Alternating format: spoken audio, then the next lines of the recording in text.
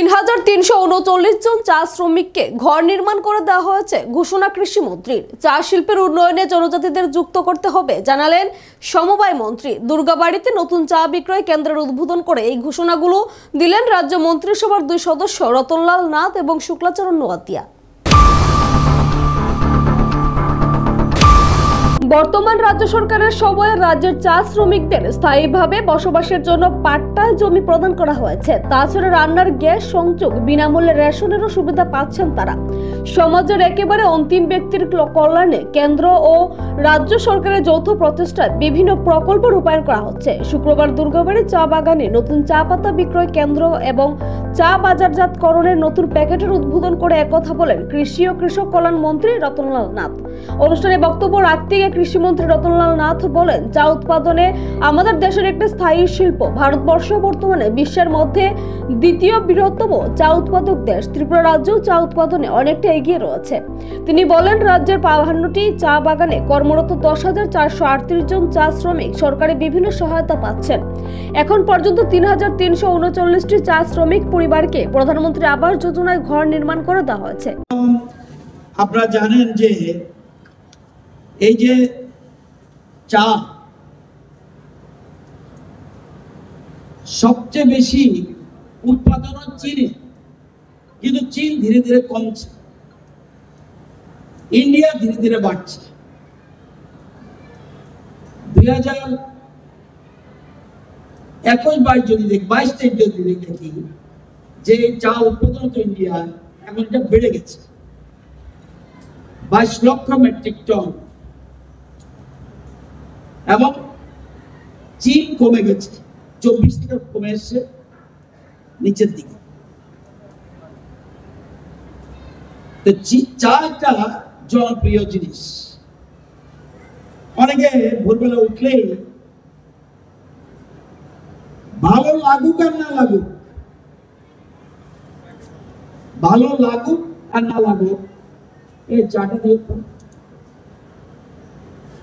সেটা শুধু শহরে নয়, গ্রাম শহর সর্বত্র প্রত্যেকের বাড়িতে। কেউ কেউ কেন আলাদা কথা, কিন্তু চাটা অত্যন্ত জনপ্রিয় সারা বিশ্বে। এবং আমাদের রাজ্যে চা হলো একটা স্থায়ী শিল্প। আমাদের স্থায়ী শিল্প বলতে আর কিছু ছিল না। আমাদের শিল্প বলতে দুটো ছিল। একটা শিল্প ছিল স্থায়ী শিল্প চা, সেকেন্ড ছিল আমাদের জুট। চা ছিল আমাদের আসল শিল্প, স্থায়ী শিল্প আর জুট, এবং বহু আগে থেকে। কিন্তু কোন এক সময় এই চা শিল্প ধীরে ধীরে ধীরে ধীরে ধীরে ধীরে শেষ হয়ে যায়। আমাদের যে বর্তমানে 52টা চা বাগান আছে, আমাদের রাজ্যে বর্তমানে 52টা চা বাগান আছে। রাজ্য সরকার চালায় 5টা, কোঅপারেটিভ আছে 11টা, এর মধ্যে আপনারা একটা। এই জন্যই কোঅপারেশন মিনিস্টার এখানে এসছেন। ব্যক্তি মালিকানা আছে 34টা। টোটাল শ্রমিক কত, জমি কত, জমির পরিমাণ 12,839 হেক্টর। 6.5 কানিতে 1 হেক্টর, 12,839 হেক্টর চা বাগান এরিয়া আছে। এবং ওই চা বাগানগুলোতে শ্রমিকের সংখ্যা 10,438 জন। এবং আমরা জানি স্থায়ী শ্রমিক 6,544 আর অস্থায়ী শ্রমিক 3,894।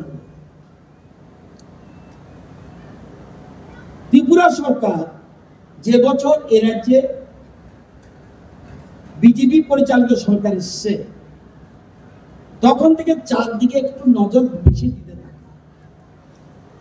এবং আপনারা জানেন, নোট করে নিন সরকারি বাগানের অবস্থা কি ছিল। সরকারি বাগানের এমডিও এখানে আছেন, চেয়ারম্যানও আছেন। 16-17-তে কত কেজি চা উৎপাদন হতো সরকারি বাগানে? 2 লক্ষ কেজি। 17-18-তে আরো কমে যায় 1,72,000 কেজি।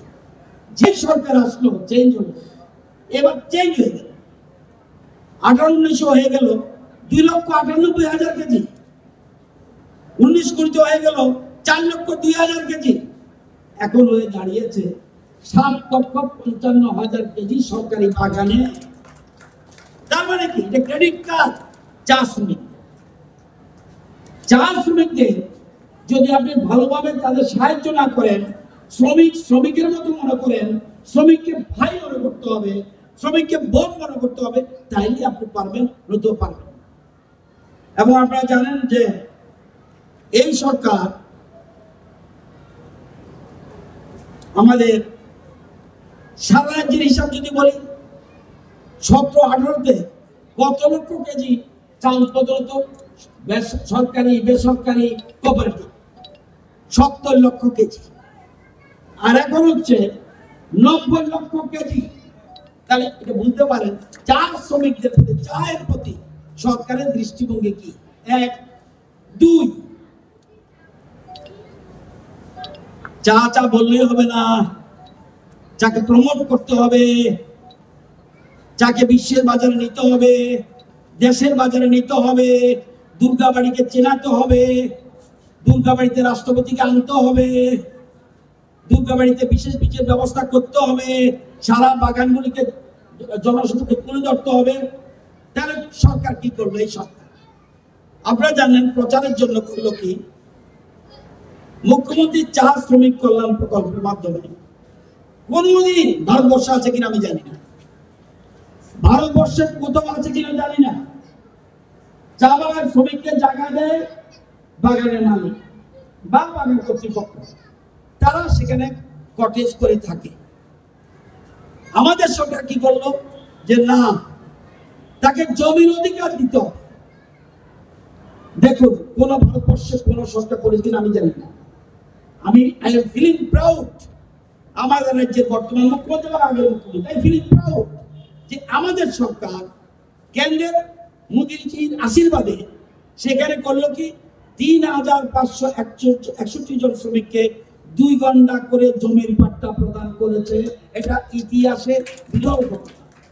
শুধু না, এখানে এই বাগানের অবস্থা কি, এই বাগানে এখন পর্যন্ত আমি যতটুকু জানি 39, এটা 35 থেকে 40-এর মতো, 35 থেকে 39 জনের মতো এখানে যত তথ্য যেটা রয়েছে, এখন পর্যন্ত 2 ঘন্টা জমি পাট্টা দিয়েছে 39 জন।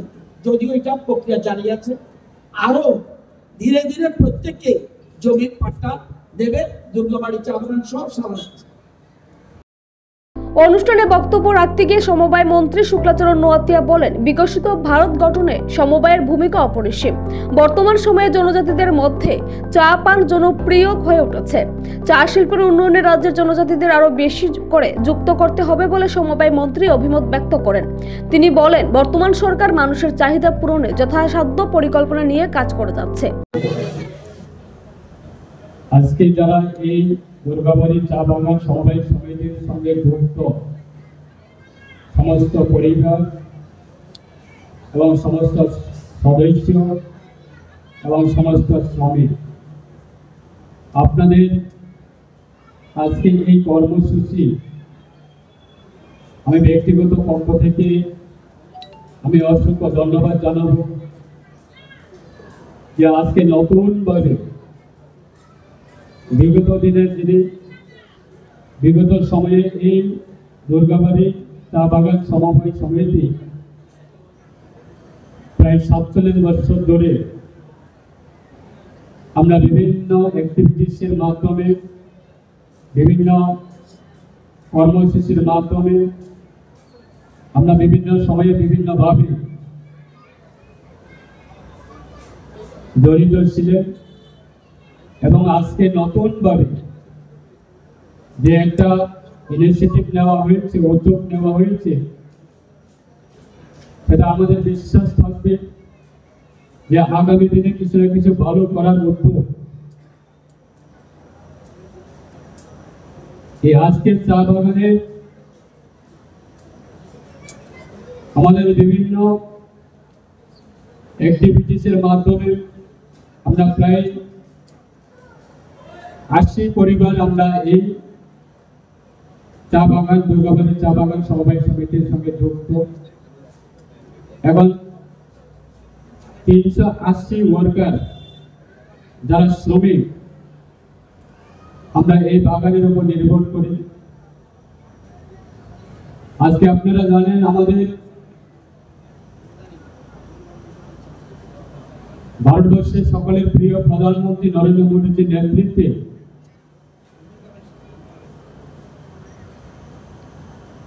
জনজাতি গৌরব দিবস হিসাবে আমরা সারা ভারতবর্ষের মধ্যে আমরা সেই দিনটাকে আমরা শ্রদ্ধা জানিয়ে দেশের প্রধানমন্ত্রীর নেতৃত্বে ভগবান বিরসা মুন্ডার ওনার জন্ম জয়ন্তীকে কেন্দ্র করে আজকে সারা ভারতবর্ষের প্রত্যেকটা জনজাতি অংশের মানুষ আজকে শ্রদ্ধা জানায় এবং সম্মান জানায়। এবং এই দুর্গাবাড়ি চা বাগানের যারা শ্রমিকরা আছেন, আপনারাও আমাদের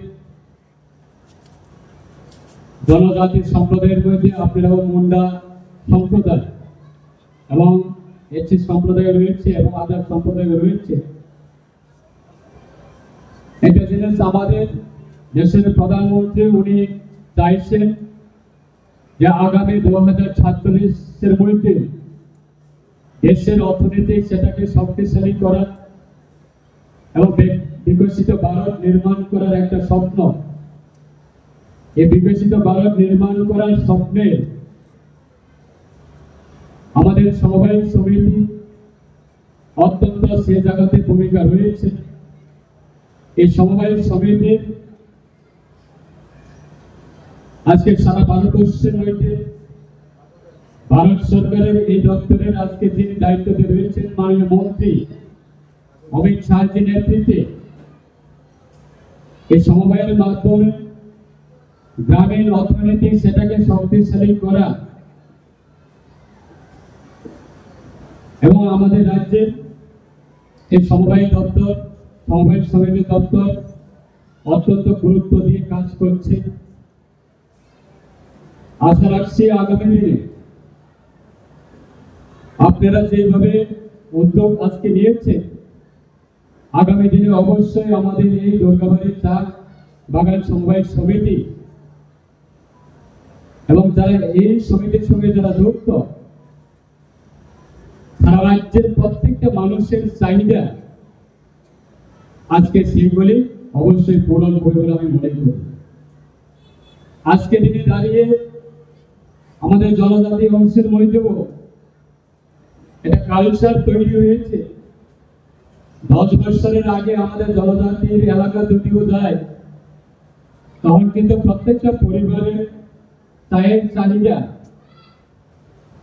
খুব কম ছিল।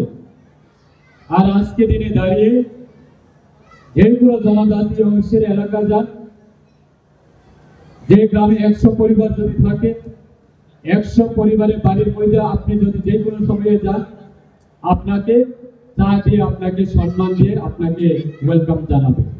অনুষ্ঠানে অন্যান্যদের মধ্যে বক্তব্য রাখেন টিটিডিসির চেয়ারম্যান সমীরঞ্জন ঘোষ। এছাড়া অনুষ্ঠানে উপস্থিত ছিলেন বামুটিয়া পঞ্চায়েত সমিতির চেয়ারম্যান দীপক কুমার সিনহা, প্রাক্তন বিধায়ক প্রকাশ চন্দ্র দাস ও কৃষ্ণদন দেবনাথ।